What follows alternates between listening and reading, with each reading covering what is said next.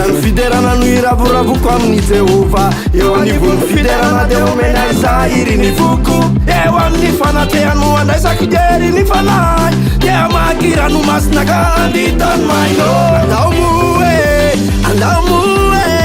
andao moa isika rehetra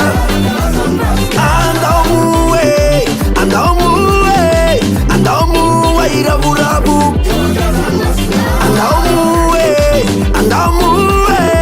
andao moa isikareta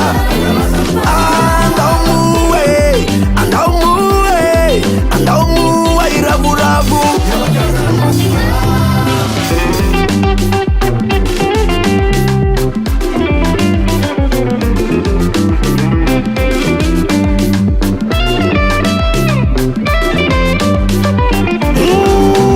favavony Kristi izy le Paska hoantsika zay natanana da mimaty fa namarinana ny venona ka mifany sy miravo ny zanaka sisa fa hovondena lay paty ampakarina nova ny fiainana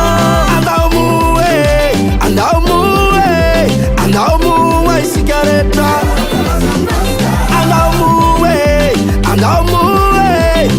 moa iravoravo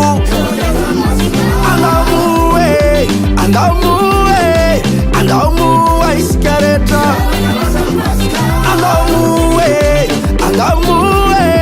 andao moa iravoravo Paska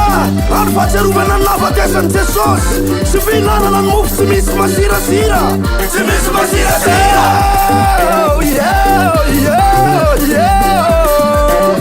ny vato evavako dia ny alatamy ny fasana nahoanana ty amy maty no hitadiavanara ny velonao velomisy velonisy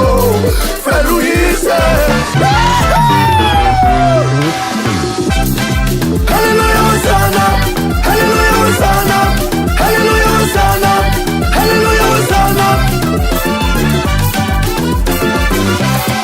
Hallelujah Hosanna Hallelujah Hosanna Hallelujah Hosanna Hallelujah Hosanna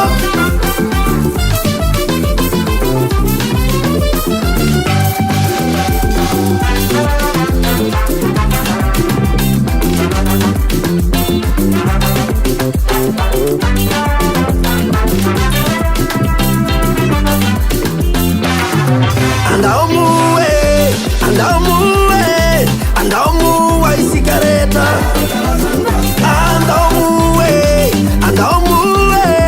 andao moa iravoravo andao moa isika rehetra andao moa iravoravo